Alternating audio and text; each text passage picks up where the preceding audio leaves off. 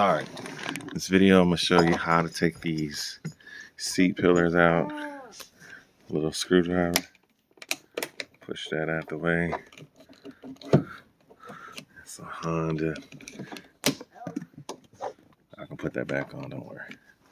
Now there's your 14 millimeter right there. Get this. It's gonna come out real quick.